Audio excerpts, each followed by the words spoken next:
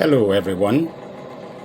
Good morning, good afternoon, good evening, wherever you are watching and listening to me this hour. My name is Femi Akinrimisi, and I am reaching you from the Yoruba Autonomy Mobile Radio and Television, broadcasting from the Sunshine State of Florida. In this edition of Open Editorial, I am going to be dealing on two topical issues.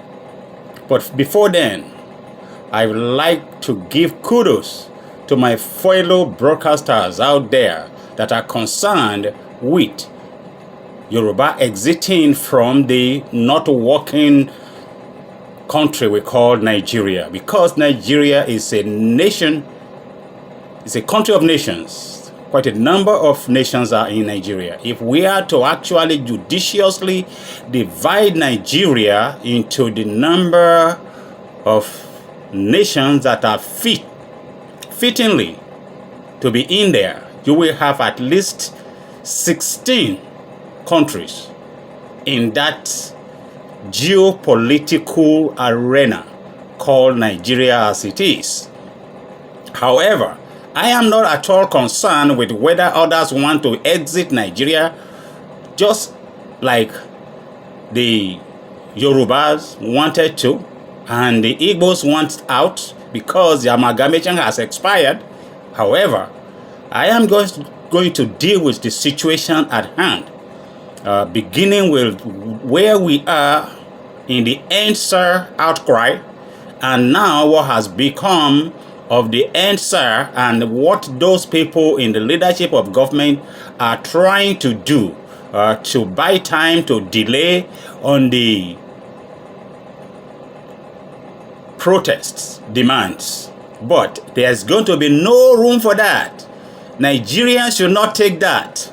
We should continually be pounding the pavement and not shut our mouth from demanding the best there is that should happen, that should come out of Nigeria, because nearly almost each and every media house in Nigeria is caged. They are gagged, they can't write, they are made to tilt their stories or the truth in one way or the other, because otherwise they will revoke their license and then they cannot speak and people need to make their living. So why Nigeria needs to be free in order for them to be bold. Those of us that are outside of Nigeria are free, and we are as bold as the spelling of the word and its meaning. I am hearing now that El-Rufai now and a couple of governors now want Nigeria to reconstruct, to rebuild, to whatever they want to do. It's too late in the game now. Where were they when we have been saying it? Let them bring the wise report. Let them at least bring out the truth-telling commissions of inquiries that has been undertaken in Nigeria since independence, the one that they will never ever want to implement the recommendations of the judicial commissions. The Owais report is so important, and so is the 2014 confab. Let's implement that. Let's go into that. It's not just El-Rufai now making as if he's dictating the show. No, he's in no position to dictate the show. El-Rufai, go and sit down. You are not calling no shots. As a matter of fact, I'm calling this hour, come 2023, no Fulani should be accepted to be president by any of the leading parties that have any iota of opportunity to win election. So we must say, in addition to this answer, it's no to any Fulani in Nigeria. They have misruled, they have missed the boat, they have missed the point. It's no to Fulani. Not for now. And so, El-Rufai, you are not in a position to dictate or to even be in the leadership of anything that has the resemblance of good governance in Nigeria, because you are part of the problem. You are a problem for the Nigerian nation, and you are one of the reasons why the nation is ungovernable. You have once said that you know where Boko Haram people are. You have once said that you have went to another third country to go and bribe them. Those you bribe, you have not even told us, so you are part of the sponsors. You are a terrorist sponsor.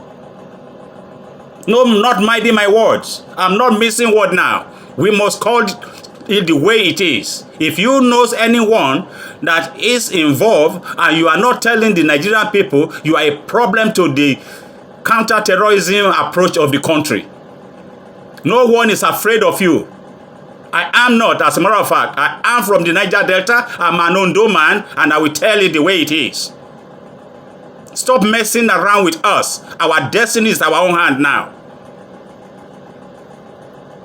I am not surprised that within 2 weeks of my broadcasting that each and every state in the south of Nigeria must begin now to mine whatever resources are in their corridors. You are now agreeing because one of your own down there in Zamfara is mining gold. You can't fool us. You can only fool some of the people some of the time, all of the people some of the time, but not all of the people all of the time. Go into history. The people of the South are not Alimanjiris. You are an Alimanjiris educated.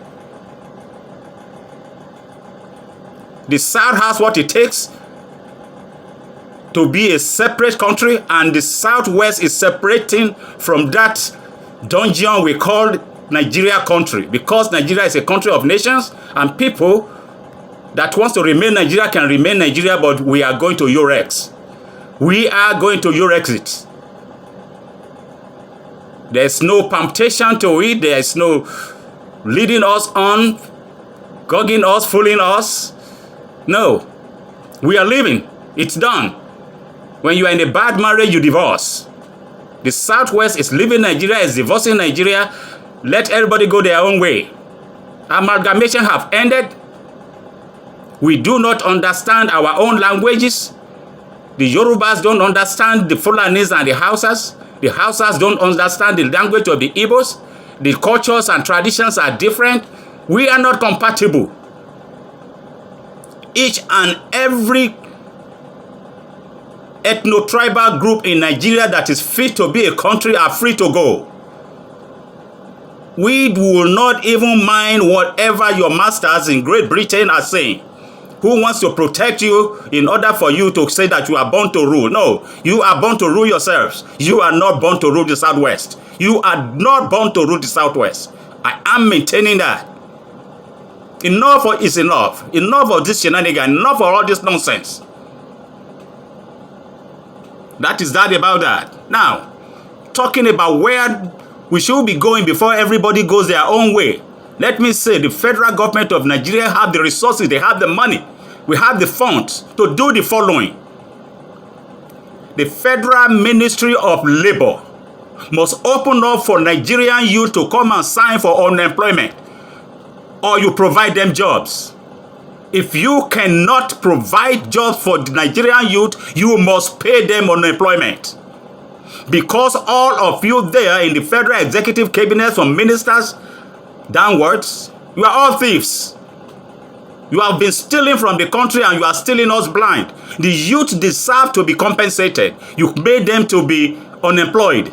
You created an enabling environment for them.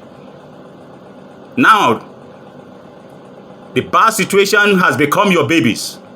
Governors, ministers, state commissioners, each state must revamp their Ministry of Works, their Ministry of Labor and Productivity, and employ these youths. If you have no job to give them, you must pay unemployment to the Nigerian youth. Yes, Nigeria is that rich. You cannot be having trillion naira budgets and be stealing billions, because now what is missing in Nigeria is no longer millions, it is billions. So, from the billions that you people are stealing, the next time the youth are coming out, it's heads must roll. Heads will roll. Because you decide to kill them in order to pause their protests. So you have made protests in Nigeria to be kill or be killed. It's unfortunate what I'm hearing, what I'm reading is that the police are just moaning and wailing over how many of them killed, but we are not hearing about how many Nigerian civilians from among the youths you people killed.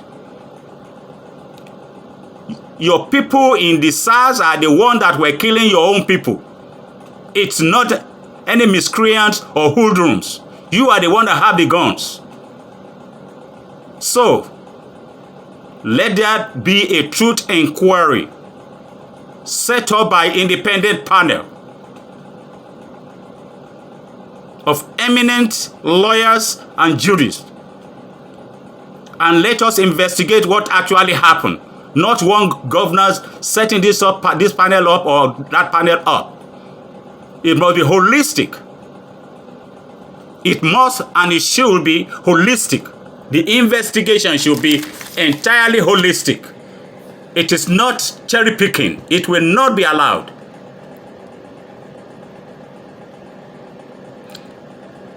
The federal government must fund artisan professionals, give bricklayers money to buy working tools, set barbers up to equip shops, give hairstylists, women, ladies, the money for startup to rent and lease shops and buy equipment. Nigeria can afford that. Provide tailors with machines and the tools to operate and the money to lease and rent shops. This should be the responsibility of each state Ministry of Works and Labor and Productivity and Ministry of Youth too. It is not that we give the money to one person to be dispensed. It is banks that must dispense this money. And it is just not only one bank. And Nigerians must know how much you give to each bank in each state to dispense. Every Nigerian youth that apply qualifies. There should be no denial. Yes, you may require them to have guarantors for the money. As a matter of fact, the money should be like grants, not loans. It should be grants to each and every Nigerian youth in their millions. Provide for their needs. They are your babies. You have been saying they are the leaders of tomorrow. They are the leaders of tomorrow from yesterday. Yes, today is now the tomorrow that you talked about yesterday. We are in the tomorrow now. So provide for their needs. Empower women with cooperative merchant loans for trading. Fund the Federal Ministry of Labor and Productivity. Let the money be rolled out. As a matter of fact, some people that have been saying scrap the Lekki Toll Gate. Maybe we shouldn't. Maybe we should let the Lekki Toll Gate continue, but let it just be funding unemployment in the Southwest. And that will make sense. Leave Lekki Toll Gate alone. Let's use it to be funding unemployment in Lagos State and other states in the Nigeria Southwest. And that will be to the legacy of the departed youths. At least we will know that the youths are providing for their living colleagues. Let's know how many Nigerian youth died in EndSARS protests. Let's know why and how all of the states were holding COVID-19 palliatives. Whose idea was it? Why was it that all states were doing it? What's that conspiracy about the people? And now let me go further and warn senators and members of the House that never return to their constituents until election time.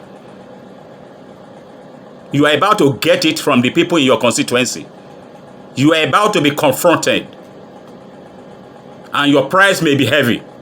If you don't now change your wayward ways. Senators that are too big for their constituencies.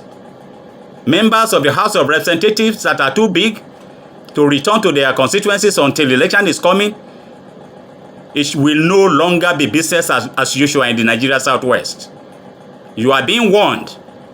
And when we ask you to extricate yourself from the Senate or the House, if you refuse, you are on your own. And also that warning also goes to those members of the State House of Assemblies. Representatives that are too big, assemblymen that are too big, local government chairmen that are too big. Now the people are watching, the youth are watching. You are under our radars now. You are on our radar, on the public radar. We will demand from you, we will ask from you for accountability. Enough of your shenanigans, enough of bad governance. You must be accountable. I remember in the beginning in 1999, when Obasanjo came on, the president was then at that time giving stewardship, account of stewardship. All of a sudden, he ended it. This time around, from this moment on, I am calling for states to be broadcasting stewardship by the governors on monthly basis. And the same too by federal ministers. Nigeria deserves accountability from public employees. And to the Nigerian army that feels too big and always too quick to be saying they are punishing civilians, let's not be seeing you raising your hand on any Nigerian civilian for whatever contraventions of the law that happen. Hand them over to the police. It is not, you are not a judge. You are not a judge. It is against the law for you to do so.